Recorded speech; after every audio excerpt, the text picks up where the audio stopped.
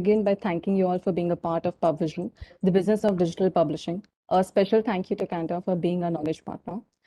Without further ado, it's my pleasure to introduce you to Mr. Raghavan, Segment Leader, Digital Media and Convergence, Africa, India, and Middle East, Consulting EY, who will moderate today's session. Joining us today, we have a distinguished set of leaders. Please welcome Mr. Gaurav Arora, VP and CRO, Jagran New Media, Mr. Naveen Srinivasan, Head Media Solutions, Mathrubhumi Printing and Publishing, and Ms. Parul Bhagavat, Chief Executive Officer, V Commission. I would request all the delegates to keep posting the questions in the chat box, and the panel will address a selected few at the end of the session. Over to you. Right. Thank you. Thanks a lot. And it's my pleasure, first of all, to be among this August audience. And very big shout out and thanks to IMI for calling out a topic which is not only close to heart, but I think very, very relevant in the times that we are living in.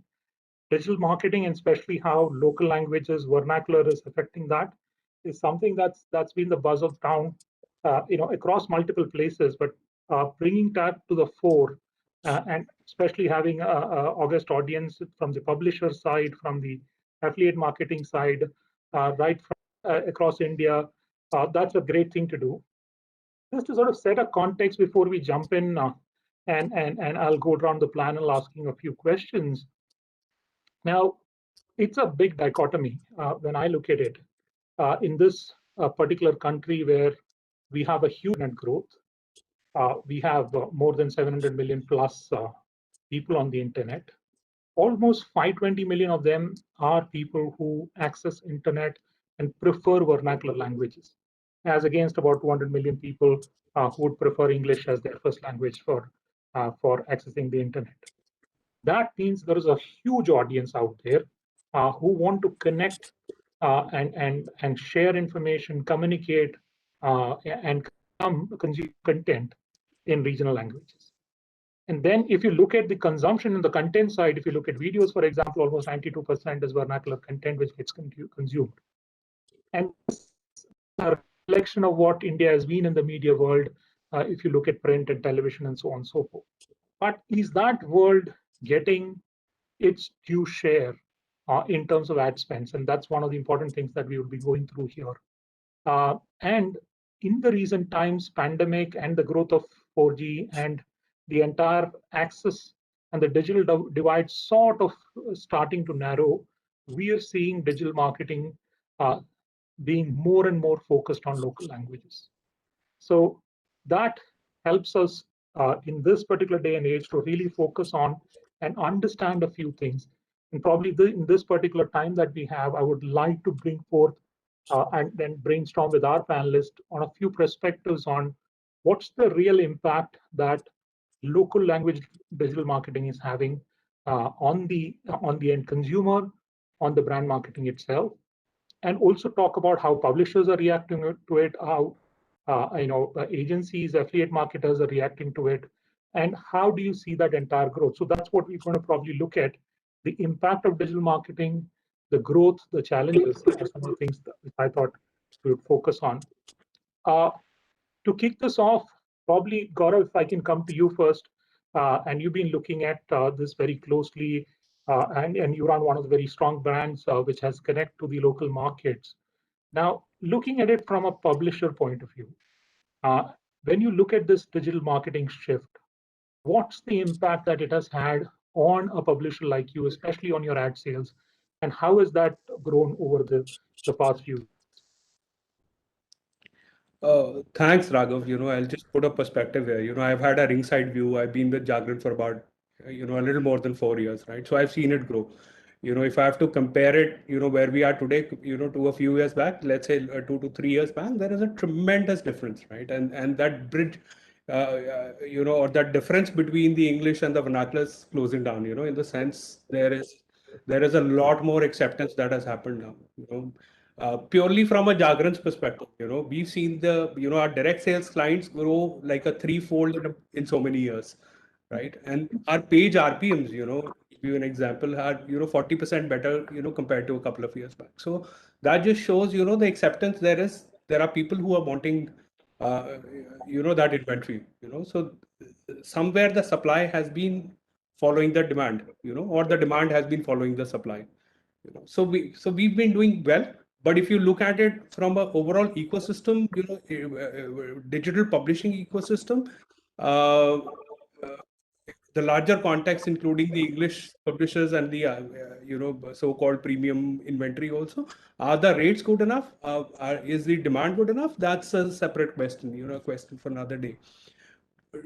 Coming back to where we are today, yes, I mean, last 2-3 years have been very, very good in terms of the vernacular acceptance from the brand's point of view, from the advertising point of view, and not just the settled brands, the multinational and the national brands, but also the smaller town corporates, the local advertiser, they've also jumped onto the bandwagon. So that's really up the ante in terms of acceptance of vernacular publishing.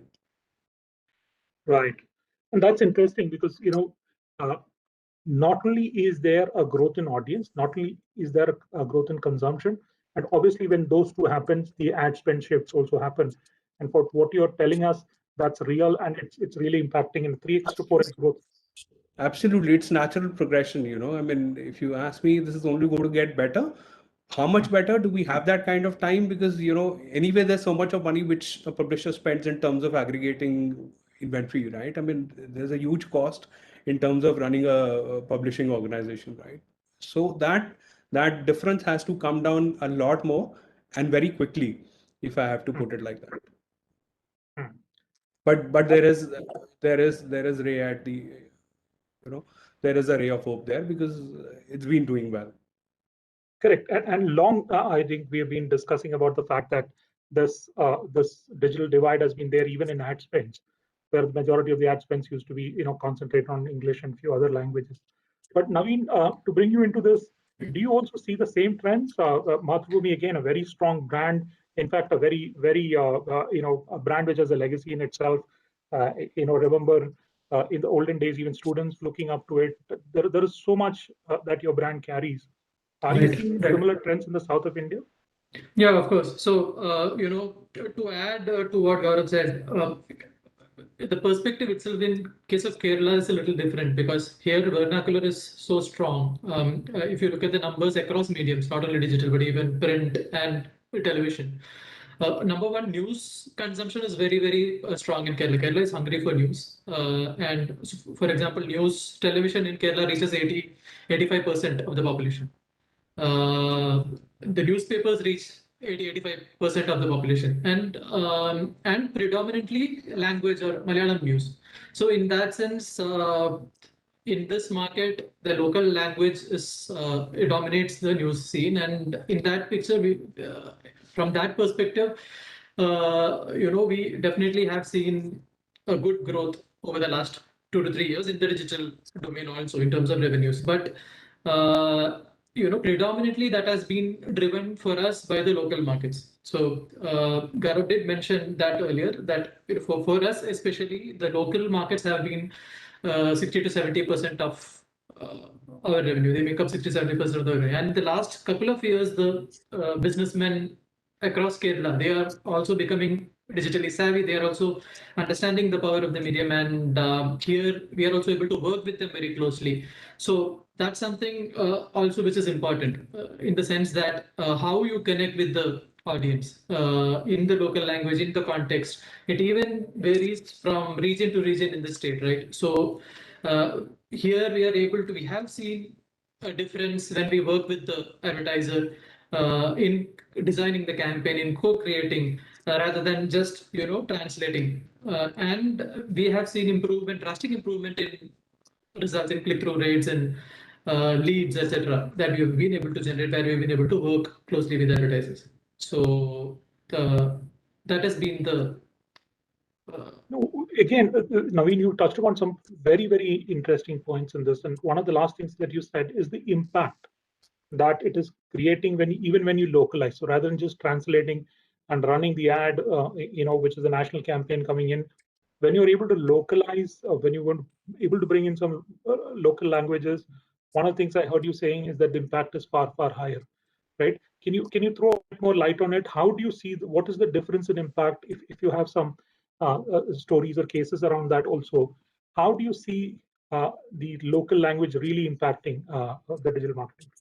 Yeah, for example, we have cases, especially say in the automobile sector, where we have worked with the regional offices of automobile manufacturers and working with them and changing the creatives. With our in-house team, we have been able to more than double the leads that we've been able to generate in many campaigns. So that is one segment where we have been very successful. Similarly, real estate, which is also a very leads based business, local business. There also we've been very successful in generating and improving leads by working with the advertisers, and there a lot of experimentation is also there. So you keep trying out different creatives, different taglines, etc. You keep changing it,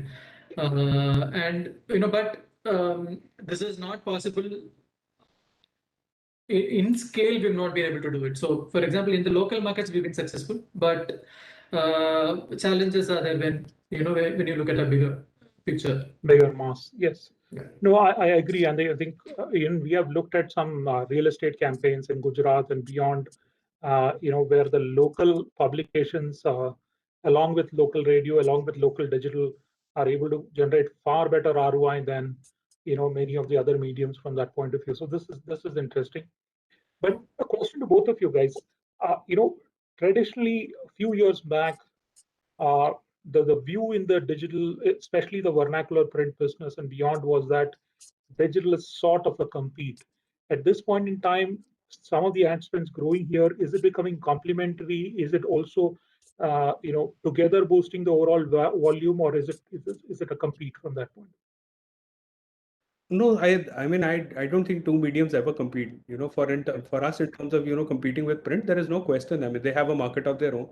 I mean, they had a setback in terms of, where the, readership suffered, circulation suffered, but all of it is back, right? So there's nothing in terms of competition. In fact, we complement, in the sense the advertisers get a lot more value when they do, campaigns on the same brand. Think of the impact that happens if the campaign happens in the print as well as on the digital on that day, right? So we've never competed. I mean, we've been complementing more than ever now. So last this year and a half, we work with print in great sync. So there's no question of any competition in terms of, and overall it's good for the organization because there's incremental money on table, right? As long as the organizations get it right in terms of not discounting one medium for the other to grow the other or to sustain the other, I think there's no question of competing. We benefited tremendously in the sense with the collaboration that we've had, right? So Just to all sort of of it is round off that publish. Sorry, yeah, go ahead. no, sorry. I was just saying I mean, it is all incremental for us when we work together. I'll also reiterate that, I mean, 100% it's complementary, and we work very closely. We work together. I was in the print business for 6 to 7 years, and then transitioned into digital. We create IPs. Like you said, Raghav, earlier, that in case of Gujarat real estate, we also create IPs. We create property festivals. Where we pull in all our resources, we pull in our news channel, we pull in the radio, we pull in print, and then convert that into a digital property festival from which the advertisers or the participating brands get tremendous response, tremendously. So in that sense, it's definitely complementary. But just to add, in certain segments, maybe not within the organization, we might not be competing, but in certain segments, digital is maybe replacing print budgets. So a local dealer, for example, who used to advertise print, is probably now putting a lot of money into digital, because so there in small segments there might be certain. And is that how you guys seeing the ad sales happen? Because in the TV world, bundled ad sales has still been difficult between TV and digital, for example. And like you said, Gaurav, there could be discounting and all of that. But between print digital radio, I see a lot, and print digital radio out of home, I see a lot more of synchronization. So do you see this bundled ad sales happening? And again, that being complementary from that point. Yeah, I mean, as long as there's incremental money and none of it is being discounted, I'm okay with it. See, ultimately it's the advertiser who has to be happy, right? None of us as media companies can get away from delivering ROI. Whatever it takes for the advertiser to be successful, we have to do it, right? And if there's a campaign which demands all the mediums to be stitched together and presented as a package, why not, right? I mean, so I think not every time, but if there is a demand, this is something can definitely be sustained. And that is again a good segue. We spoke about ROI, and then Parul, I think you guys in V Commission focus a lot on the entire ROI based, lead based digital marketing and looking at leads, conversions, and so on and so forth. So how do you see this local language shift and also the vernacular shift in digital marketing? Is it having real impacts on the ground? Are your clients seeing the leads and the buys happening?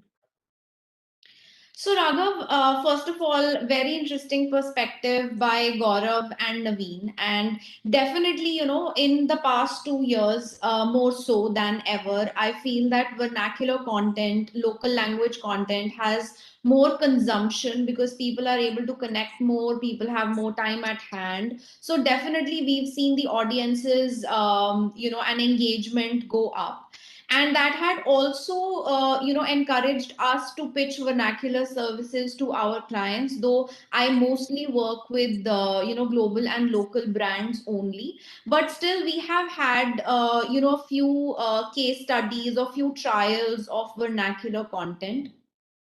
So from my experience, if I talk about the challenges that we faced while trying vernacular for brands and agencies, was that though we were getting engagement, we were getting traffic, but still the end-to-end conversion, or even the connect that the brand had to later on make through a call center, especially if the brand did not have a local call center. So conversions, in that case became very, very challenging and very, very difficult. And at the same time, though I personally do not believe in it, but sometimes the data depicts that vernacular content in terms of the complete online chain, from an impression to a checkout, has lower conversion rate if I compare it to an English only media at this point in time. So I think these are the challenges that we faced when we were, when we are responsible to deliver ROI. But at the same time, interestingly, we found that for some industries, and for some verticals, this media vernacular worked beautifully. That and it provided ROIs that the English channel could not provide, and it just surpassed by multiple folds. Those medias for us were Real Money Gaming, iGaming. I think in that industry, vernacular outperformed all other media that we tried, be it on the display or email or SMS. Another industry, another vertical that we really found this to work was the health and supplements industry. I think these are the two industries where we saw that vernacular media just outperformed all the other channels that we tried. Fantastic. And in terms of campaigns, when you did it for Real Money and also for Nutra Health, what's the kind of impacts did you see vis-a-vis vernacular versus something else? Are there really consumption happening in small towns from that point of view? Absolutely. I think it's about education of the product and penetration of the product as well. And we have seen that these particular industries have regional penetration much more, in the whole country itself, and the product also is evolved to cater to local languages and not dependent on English or Hindi primarily, and there is a wide range of acceptance, and the whole local connect is provided. So I feel these are the two factors that have to go hand in hand to take vernacular to another level. Though consumption, I feel in terms of consumption, obviously people are much more comfortable in consuming content in the language, in the local language. Correct. And again, Paul, you touched upon some very interesting things. One on the challenges in itself, which short while down line in this conversation we'll start to focus on. and especially take some thoughts on how some of those challenges could be mitigated. You also spoke about conversions going hand in hand with the ability of that particular local region to convert with a call center or some kind of a response. That's when the leads actually get into conversions and purchase, and there's a bit of work there. So Yeah, and I think this echoes with what Naveen just said when he talked about, working with local auto, say showrooms or franchisees rather than, the national office. I feel that clearly also explains why he was able to deliver, higher number of leads and conversions to his clients than working with, a national agency who's just handling pan India. right. Fantastic. Gaurav, you were going to add in something there? Yeah, I mean, I one question to Parul. Affiliate is largely a function of reaching out to the right audience. So I don't know how important is the language part here. So as long as you're targeting it to the right people, they will get you the leads and forms. I mean, how does language play a role here? I mean, So, just in case. a lot of time the end-to-end conversion doesn't happen online, number one. Number two, I might read the content in the local language, but I might be required to check out in an entirely different language, and I'm not used to the process. Number three, when there is an offline connect that is, required from the brand side, it is very important that the brand side also communicates the same language with the same sentiment in which I read the content. So I think when these all pieces are coming together, they all need to come together in the same synchronization so that we are able to talk about ROI rather than just education of the product or penetration of the product. In terms of educating the audience about anything, that the brand wants to communicate, there is nothing better than vernacular, and we all know it.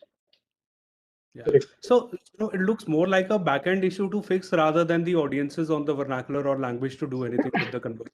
It is the brand and the affiliate and the agency who has to set that process right, where once you've connected with the audience to ensure that the conversion goes through.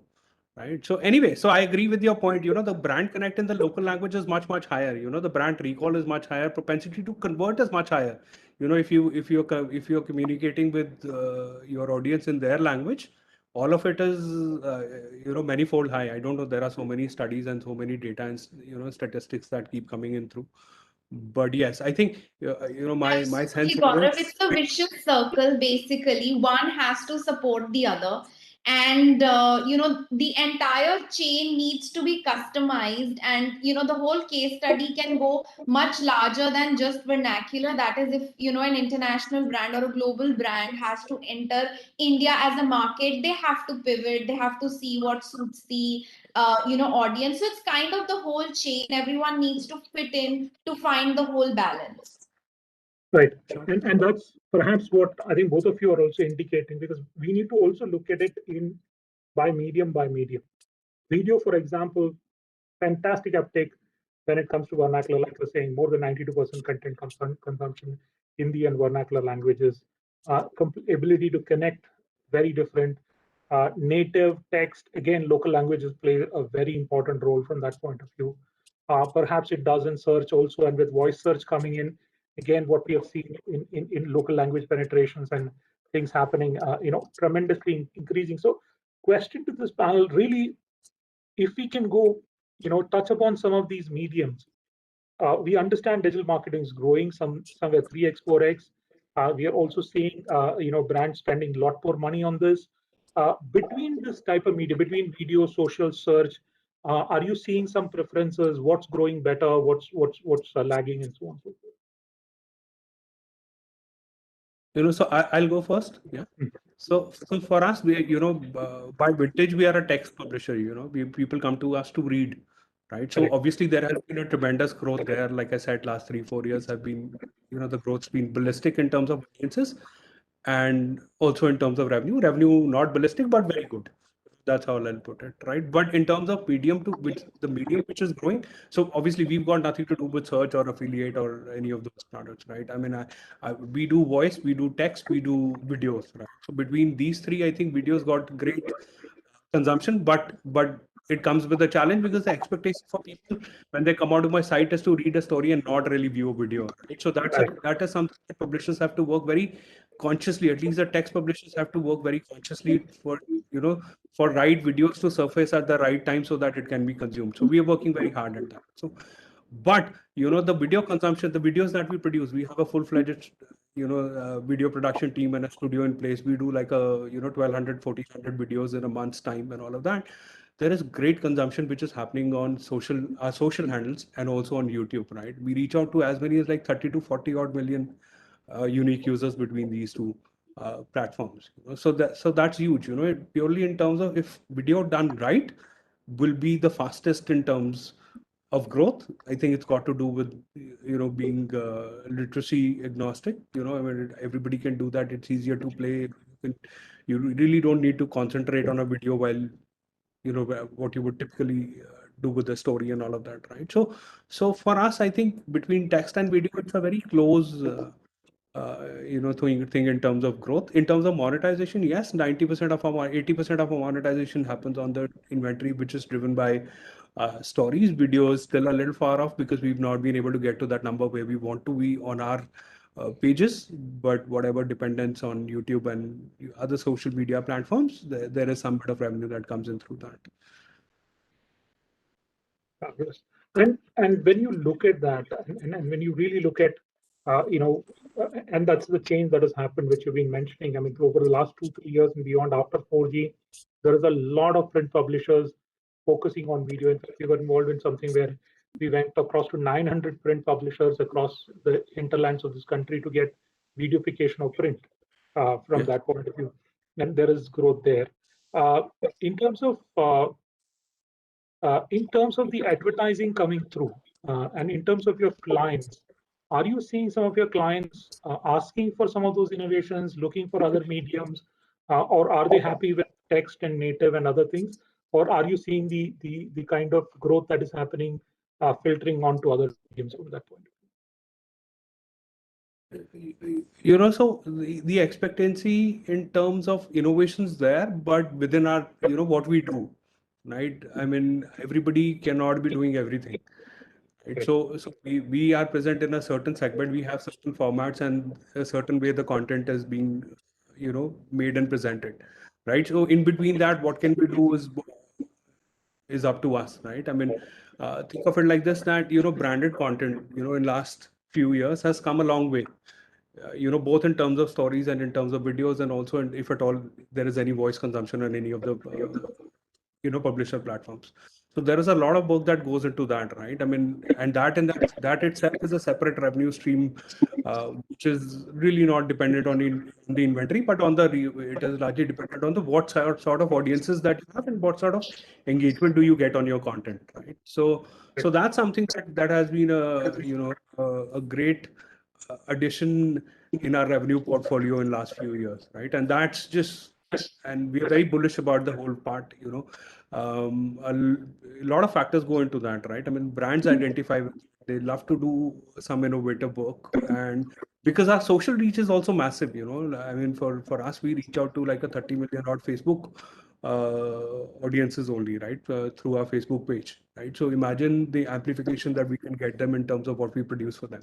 So it's not just what brand produces and gives it to us to amplify, but it's also what we produce for the brand and get it amplified again, right, on our Insta, Twitter, Facebook, and if at all it's a video, what happens on YouTube as well, right? So there's a lot of work that has gone, and that's worked really well for us in recent past. And that's the other topic which I'll come to in a minute, which is how are we closely working along with some of the other larger platforms, whether it be Facebook, Google, whatever, in growing that audience.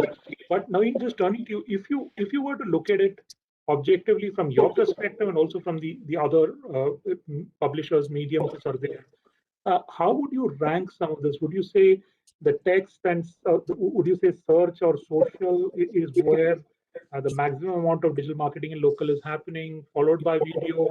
followed by native? How does that rank from that? No, I think so. Predominant revenues right now is from display advertising for us standard, and but the promising, but native is coming up strongly, and also in terms of video, like I'd like to 100% the creating platform agnostic content. So anything for the brand, it could be video, it could be text, which goes not only on a website but also on the social media platforms, on any other channel that we can distribute it through, and then getting that. So we have been able to make very good strides in those areas also, and that's definitely a very potential stream that we are looking at, because there we get a lot more, we can work much more closely with the brand, and hence get better results also for the brands. Makes sense. And another area, of course, which is very nascent is audio. So we are also pivoting into podcasts and all that game right now, but it is very nascent. Very interesting. And that also brings in the question of saying that the other point which was mentioned, I think, between Parul and what you were saying, and probably Gaurav was also mentioning this. Now, you were also saying the local advertisers advertising in your medium. Now, if you look at 28,000 crore plus digital advertising spends going to about 50,000 crores plus in the next few years, we are already seeing almost a 14,000 crore SME spend, which is very much, shall we say, I wouldn't say exclusive to digital, but very much the hallmark of digital. And that's because of some of the larger platforms and also publishers like you. How do you see SMEs contributing to this from that point of view, from this local language growth? Yeah, so I think for us, we are most bullish on those. So in the sense that they are embracing digital, they've started to, and we are in many cases the ones who are handholding them, because we have a relationship with them from our print, from our, over many years, for generations maybe. And then we are the ones who are getting them onto digital. So we have that, connect also there. So definitely for us, the biggest, most potential segments for us as a brand is the local SME advertisers. And Parul, do you see that also happening in the lead generation market, while the big brands and the global brands are the ones who spend a lot for conversions, but the SMEs, like Naveen spoke about, the automobile guys and so on and so forth, do you see them coming up into the lead space, or are they more focused, or restaurants trying to acquire customers and so on and so forth? Well, I'm primarily, brand focused company now. So I only and only work with brands. I do not work with local, companies. So I don't think I will be able to add more on the front. But with the brands that I work with and the channels that we were talking about, so the maximum ROI that we have been able to identify in, display versus other channels is definitely native. I think it's highly playable. It's something that we can experiment a lot with in terms of targeting content, changing creatives, as often as we want to. So especially in terms of ROI, from the limited experience of vernacular that I have, I see native wins the game for us. And that also, sorry, Gaurav, please go ahead. No, I was just adding on to what Naveen had said in terms of the SME part, right? So obviously, just like Naveen, we are also, I mean, there have been advertisers with us who've grown with us in last 30, 40, 50 years, right? I mean, so there is a tremendous respect and, dependence that they have on us, right? So, and all of these have started to dabble with digital, so might not be with the publisher based advertising, but definitely between Google, Facebook, YouTube of the world, some bit of money has been started to be parked, right? And we've also been partnering with them, right? Similar handholding, like what Naveen said. We've in fact gone one step ahead, and we have a self-serve advertising engine for them, right? So because a lot of this advertising comes in from traditional agencies, right, who dealt in print, right? So for us, it is about training those agencies so they can further go back to their smaller clients, SMEs, and local business owners to do their own campaigns, decide their own budgets, decide their own geography, and the inventory that they want to buy. So we did this last year. The success obviously has not been very great, but I'm pretty hopeful as we go along and the more trainings happen, more adoptions happen, where people get results from the experiments that they've put in. The self-serve model is going to be uh, a lot more meaningful than what it is right now. But the response from some of these traditional agencies has been great, in the sense where they've shown great acceptance in having something like that, where they understand, where they can decide, just like a Google or a Facebook campaign, what to do with our inventory. So we obviously, our focus is also there, because those are the advertisers which are going to be like, there's the next wave of users, there's the next wave of advertisers as well. I mean, these are the people who go to start spending, who've not been spending as yet. So it's a question of fighting for the existing spends, and also making your pipeline for the near future, in the sense, how do you get more advertisers on board, right? Clearly, the fight between the English and between the publishers is never ending. There is competition, it will continue to happen. But some of the advertisers who've been loyal to you, who've grown with you as a brand, obviously there is something that you can um, partner with them. And definitely you can't, again, like, I go back and say, yeah, unless you deliver value, nobody is interested in the partnership, right? So that's the other responsibility that we take along with what we do along with them.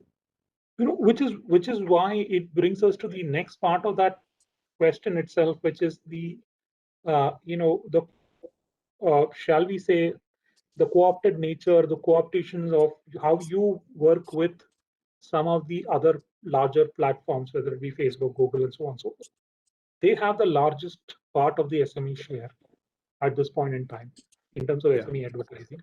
But Absolutely. they also are going very much, and in some of these platforms we work with them going into 16 tribal languages in Assam and so on and so forth. So they're really going to the hinterlands from that point of view.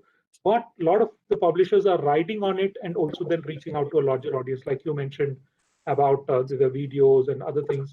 So there is a kind of cooperation and competition happening. How do you see that partnerships working for you, and how do you see that taking digital marketing in local languages ahead? Gaurav, Naveen, somebody, if you.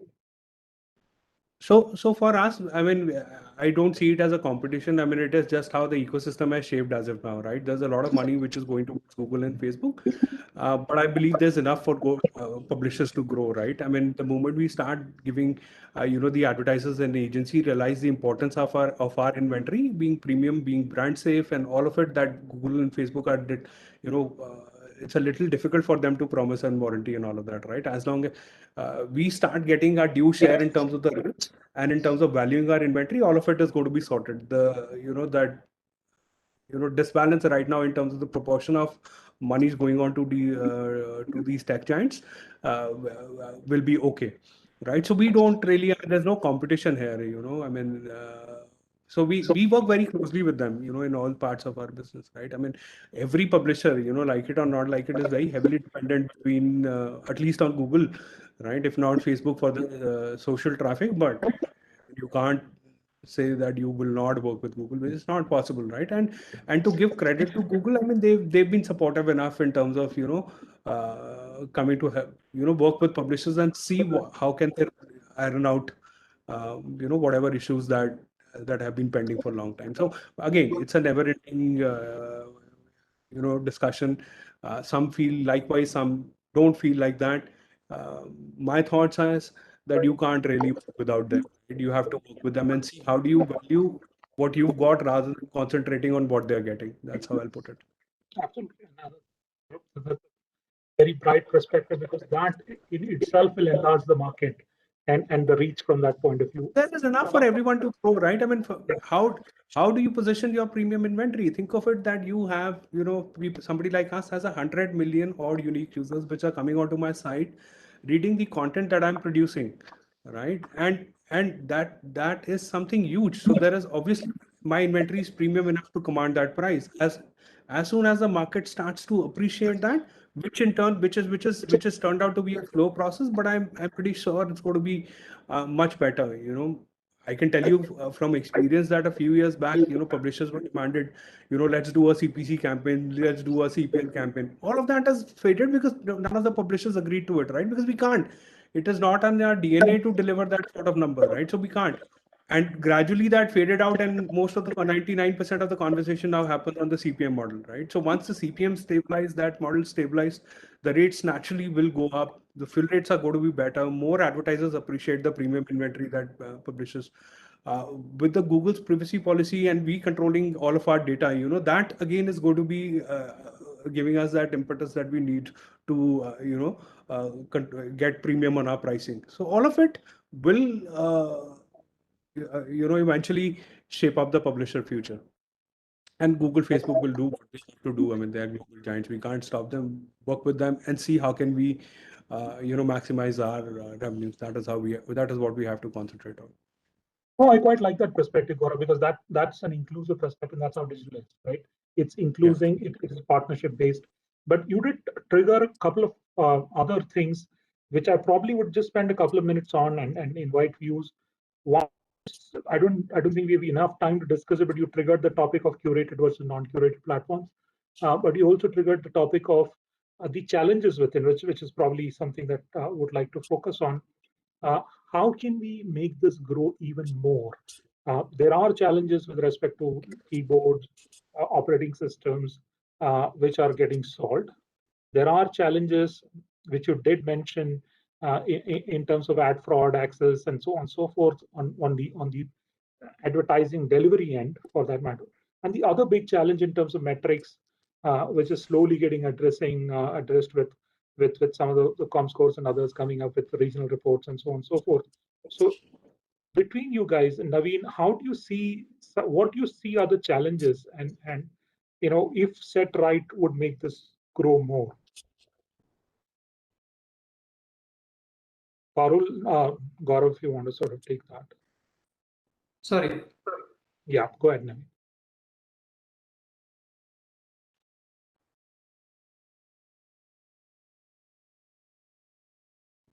Naveen, are we audible? Yeah, I'm sorry, I just lost the end of the question. Yeah, okay. I was saying, what are some of those challenges, and what are the things we can do to make this digital marketing in local language grow even further from that point?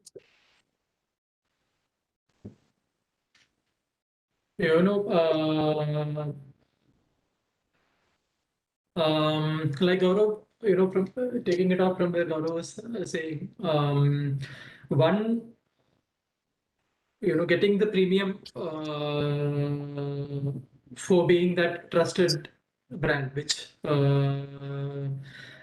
is a challenge over a period of time. We, in the local markets, at least, we've been able to, somehow get those numbers up. So that is one thing. And on the other hand, I think where we are looking at is on making our, content teams. When I say content, the branded content, or the collaborative content creation teams much stronger, where we are focusing a lot on those revenue streams, which are the native the content marketing piece of it, etc. So that's where our focus primarily is. We are trying to pivot more and more into those models from which we can grow revenues. And 100% agree with Gaurav in the sense that we are also very closely working and using it to the best of our advantage by partnering with all the social media companies, be it Google, be it Facebook, be it YouTube. In fact, I think even for our traditional businesses, for our news television business also, the working with YouTube, for example, is very critical for us. So in that sense, we are partnering with them and working. Meanwhile, we are working very strongly on getting into more niches, for example, beyond our core publishing business. We are also trying to get into niches. For example, we have moved into specific genre portals like real estate, automobile, etc., through which also we can increase that breadth of revenue. Am I audible? I'm seeing the. We can't see you. We can just see the background. Yeah. I'm just wondering if the software is doing some vanishing act. So there are always innovations happening, I guess. But as long as I'm audible, that is great. But it's a good time to bring in the audience, and there have been few questions which are coming up. So I probably would like to take that and take it back to the panel. One of these things which is very interesting is one of them is asking, do you think local language marketing would be able to maintain consistent messaging and brand awareness across Indian states? They're really asking about how can we be consistent and have the same brand awareness when you do a campaign across using local languages. I mean, a lot of brands are already doing it. Think of it like this: that the campaign originally gets launched in one language, but then the adaptation happens across, right? I mean, not just in digital, happens on TV as well, on radio as well, right? I mean, the same message, multiple languages, and the connect's fantastic. I mean, so I don't see an issue there. I mean, there can be a seamless communication across pan India in local languages. Right.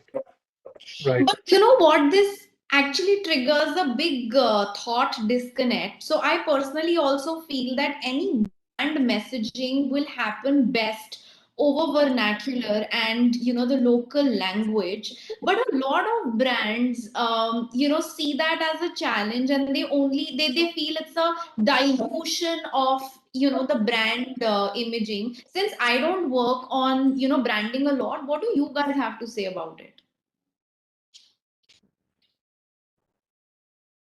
Yeah, because I think just to sort of take on that question and not answering it, but further adding to that question from that point of view, I have heard many brands, especially luxury brands, for example, saying the moment I use local language, the brand equity, starts to sort of come down, right? So how do you? I don't understand. It's a matter of time, right? I mean, the way it is shaping up, I think everybody will be more than happy because the consumerism is increasing pan India, right? It is not restricted to metros and people speaking English, right? As the GDP grows, people's the salaries grow, the purchasing power grows, everything is going to fall into place. We're still a developing economy, right? On top of it, the digital is fairly new, right? I mean, all of these brands, most of them come from multinational backgrounds, so they have their learnings. And if they are new in India, I mean, most of them, you'll be surprised a lot of luxury brands are actually advertising with us in Hindi, right? Think of the top automobile brands and not just the dealer part, so Naveen's been on the dealer. But I'm saying from a brand, we do live streams of a car which is at value of 3 crores in the market, right? We've done that, right? We do reviews and we do brand content on all of these, right? So it's not very far off. The disconnect used to be there. Maybe it is still there. The question is, let's say there's 100 rupees which is getting released from a brand. How much of it is coming to the languages, right? Is it 80 rupees or is it 20 rupees, right? So that's a question which I mean, I don't have enough data, but my educated guess tells me it's the other way around. It's only one small portion that gets parked on the vernaculars, but it's a good start at least that the money is coming in, right? I mean, from what I understand, 20 years back, Hindi dailies, print also used to face the same problem. But now you see all the Hindi dailies have, or the language dailies have the best of, at least, I mean, auto is a very relatively closer example, right? Because everybody is interested in cars. And luxury brands in terms of lifestyle brands and all of that, maybe still a little far off. But yeah, I mean, there has been a start, and I don't think it's going to last very long, right? I mean, it's only in India where we talk languages, right? Nobody talks of a native language in Europe. Why are you communicating? If there's a German, while you're advertising in Germany, nobody's asking questions there. Is my brand getting diluted when I advertise in German, right? I mean, it doesn't happen like that. It's only when we talk of Hindi, Telugu, Urdu, the brand dilution happens. So it's okay. Yeah. I think it'll get there. To add on, I think we've seen even watch brands like Rolex, etc. They advertise in our print in Malayalam, so they have started using the local language. So yeah, absolutely. Yeah. I mean, it's not very far off. It'll happen. Yeah. It's just a matter of time.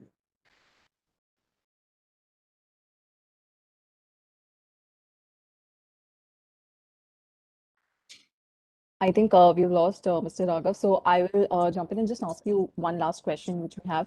Like we've discussed regarding brands, doing local language. Could you share certain campaign examples where big brands have advertised in local languages and they have been really successful in it? Any kind of big brand, like just right now, as Mr. Naveen said, Rolex is one of them.